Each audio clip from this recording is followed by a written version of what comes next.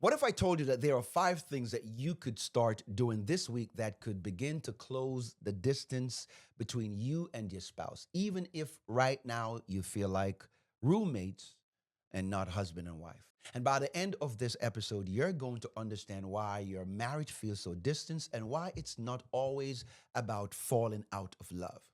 And you're going to learn 5 clear must do's that is built around the grace framework to start closing that emotional gap. You're going to walk away with some practical steps that you can do, you and your spouse can do this week right now to build a better, stronger marriage and relationship. So let's have this conversation. Hello again, and welcome back to the show. If you're new, I am Doran, and on this channel, we help Christian couples who feel disconnected, stuck, out of line, and out of sync with their reality. We help you to communicate better again, rebuild trust, and restore peace in your marriage using the grace framework. And it is a biblical, practical, applicable roadmap to a stronger, healthier marriage and relationship. So let's dive into it. Number one, G, God first. You may say, why God first? Well, because Jesus said it, because he's the author of marriage. God is the author of marriage. Christ is the groom and the church is his bride. And Jesus said that we must seek first the kingdom of God. You cannot build a marriage without the one who created it. You cannot build something successful like a marriage on your own. Maybe you'll have a little bit of success for a while, but eventually marriage is going to be very challenging for you because you cannot build a lasting marriage because it requires the one who created it. It requires the one who created you. And so when you seek God's kingdom first, you're saying that I want a better relationship with God before I can fully be equipped to love and serve in my marriage. That is the blueprint. That's the kingdom principle. God created man first, and he took the man that he created and placed him in a garden. I'm going to talk a little bit more about that. Adam and Eve was not created together because God didn't want them to think that they needed each other more than they needed him. And this is the reason why so many people are empty. Because God is not at the center, he's not at the forefront, he's not in the driver's seat. There is an emptiness inside of you that only God can fill.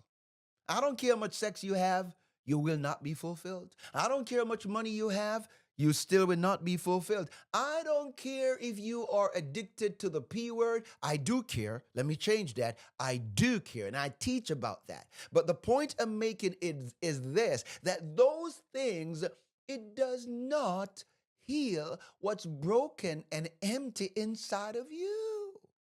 Only God can. And so your relationship with God is the most important relationship in your life.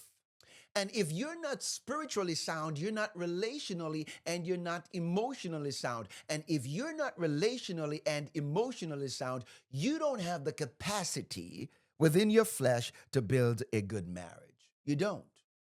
So you got to put God first. You got to read the word of God. You have to meditate upon his scripture. You have to find counseling and coaching and mentorship like what we do so that you can be better equipped to love yourself and love others. Marriage is not the problem.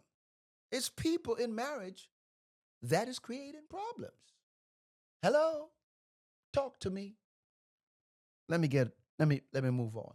So you are a spiritual being first before you are a physical being.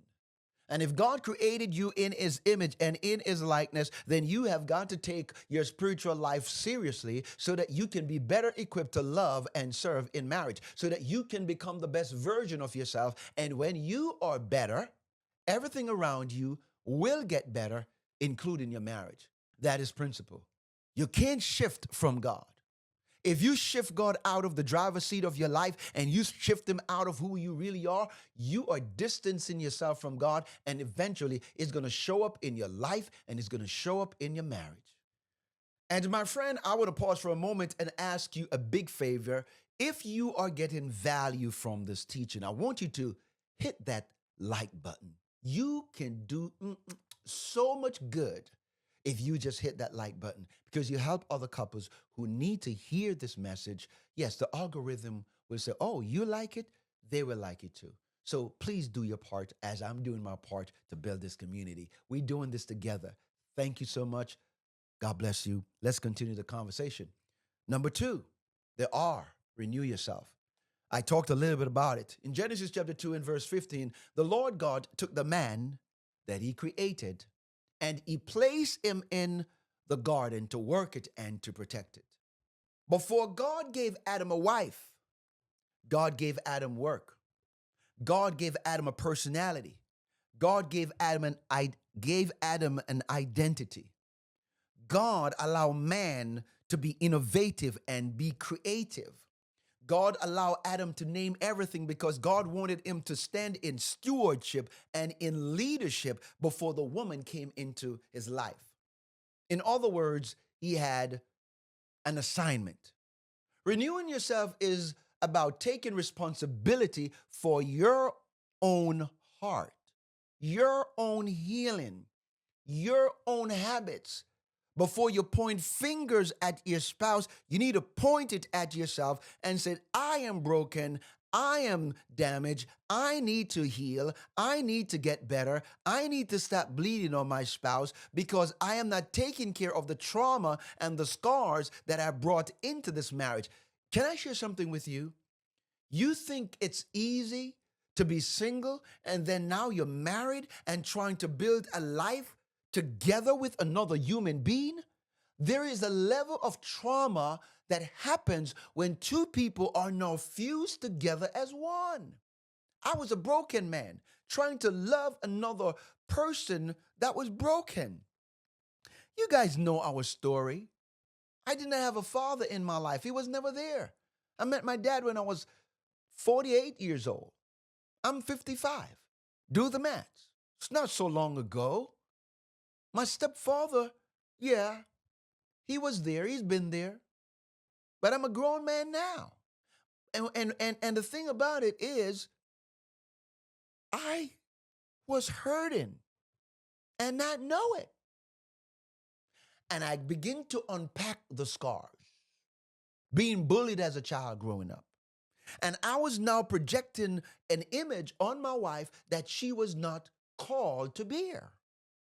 And that's where the frictions and the tension and the division or the division, death to our vision, start happening. I had to go to God and pray and ask God to forgive me. I had to go to God and say, God, sorry for coming to you complaining about your daughter when I was not even fit to be the man that you have called me to be. I went to God and I said, God, I need help. And I went to coaching, I went to mentorship. I got help from them, but that went for just a short period of time. It works for a short period of time. And guess what? After a while, I start to go back to the same old program, the same old, the same default setting. And then I decided to surrender my life to God. And it changed everything. I'm not even asking you, I'm telling you what I live. That's why I'm so passionate about teaching about God from the grace framework. GRACE, grace. God must be first. You must renew yourself because these are the first two things that God focused on with man before he yoked him or connect Adam with the woman. Some of you guys are broken right now in a marriage and you're bleeding on your spouse. They're suffocating because of your bad ways, your bad habits, your pride, your unresolved issues, your unforgiveness, stuff that you brought into the marriage that they're not responsible for. You project it on them as if they are responsible. You need healing. You need Calvary. You need deliverance. You need a breakthrough. You need a walk with God. And you need coaching. They goes hand in hand. And the person who's coaching you better be spiritually sound, leading you back to the Lord. Because if they're not leading you back to God, I don't care what kind of information they give you, it's not going to work long term. It will work for a while. Trust me, it will. But then after a while, you're going to go back to the same old, same old. You're going to go back to doing the same old thing. God don't want you to keep being the same old, same old. He wants you to grow. He wants you to change. He wants you to renew your mind. And point number three, agree to honor and respect the covenant of marriage.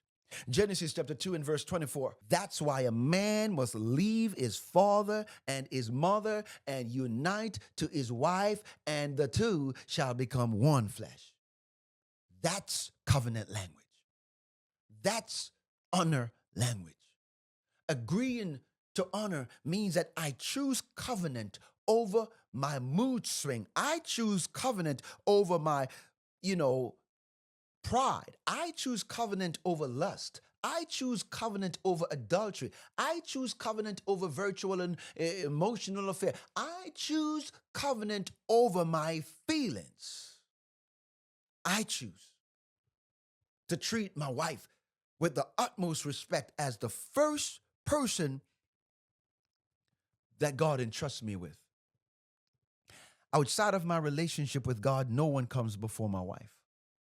Outside of my relationship with God, there is not a soul on this planet Earth that will get more of my attention than my wife. A matter of fact, over the years of studying and understanding about scripture and understanding about God and understanding about love and marriage, I begin to respect the covenant of marriage more than the love that I have for my wife. I choose to respect the covenant. It's your job. And my friend, if what I'm teaching you is adding value to your life, do us a favor and hit that like button. Please share it so that more people can learn about what we're teaching. Your wife is not second to anybody. Your wife is not second to your mother. Your wife is first. Now, if you and your wife have some issues and both of you guys are not talking and you're running towards your mama, shame on you, my brother. Shame, shame, shame, shame on you. Because God called you to be the leader. God called you to be the priest. He called you to be the covering. He called you to be the house band, the glue, the foundation, the leader, not the ruler. Agreeing to honor means that you stop competing and you start covering, you start caring, and you start becoming one. You got to learn how to do that from a God-centered place. Number 4, connect deeply. You connect emotionally, you connect relationally, you connect spiritually, and you connect intimately. Genesis chapter 2 and verse 23. Adam looked at Eve and says, "This is now bone of my bone, flesh of my flesh. I will call her woman because she came out of me." Listen, he's not just admiring her body, he is recognizing her essence of being. He's speaking who she is at the deepest level. He's speaking to the inner core of who she is. That's deep connection right there. It's not surface level. It's not about the bills. It's not just about the kids. It's about saying that I see you. I need you. I'm going to love you. I'm going to create an environment that you can thrive and flourish in. You and I are one, and it's my job from now until the end of time to get to know why God took you outside of me and then present you to me and says, "Here, Adam, this is your Adam. This is your woman." I think that woman is one of the most fascinating creatures that are human beings. Well, there's only two kind of human, male and female, that God created. I'm fascinated by my wife. Absolutely fascinated with her. So you got to learn her. You got to study her, and you got to study your husband. You got to know more about him. And when you connect emotionally, relationally, and intimately, that's where deep friendship is built. And no marriage can last without deep mutual friendship. It's a powerful thing. Oh, absolutely. And number 5, the E, educate and equip yourself for marriage. In Proverbs chapter 24, verse 3 and 4, it tells us, "By wisdom a house is built, and through understanding it is established, and through knowledge its rooms are filled with rare and beautiful treasures." Watch this. Love is the foundation, but wisdom, knowledge, and understanding are the tools that actually build the house.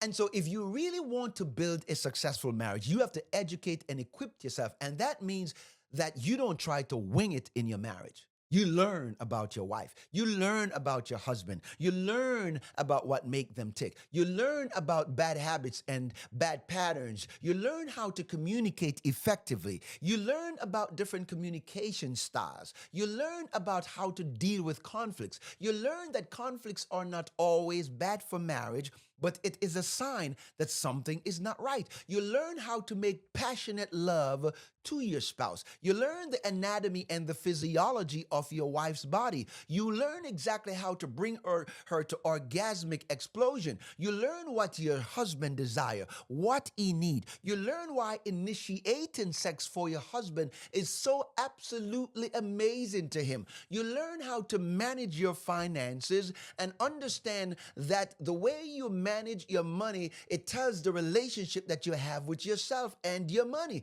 You learn these things. You learn how to reset your marriage. These are not things you just automatically are born with. These are things you develop. These are areas that you can't ignore. And most people struggle in marriage. It is because they are not educating and equipping themselves. And the reason why they're not excited about educating and equipping themselves, it is because the other entity that we talked about is not fully on display, or it is not being taken seriously.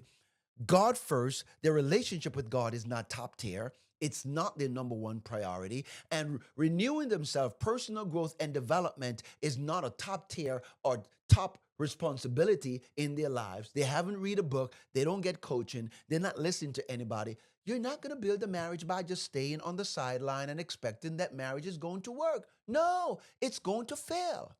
I'm not asking you, I'm telling you, your marriage will fail. If you don't leave the marriage, you have left it mentally, emotionally a long time. Why? Because you're not taking the initiative and taking pride to really lean in and say, baby, we're going to do this together. We're going to fix this and fix it the right way. And so, my friend, as we land this episode, these are the 5 key things. And this is the grace framework. We teach grace. And can I share this with you? Every problem that you're dealing with or going through in your marriage, we can find one of these 5 areas where you're lacking. It's either your relationship with God is not at the top priority, you're not growing, which means that you're not renewing yourself. The A, you do not agree to respect and honor the covenant of marriage. The C, you're not connecting emotionally, relationally, intimately, and spiritually. And the E, you're not educating and equipping yourself.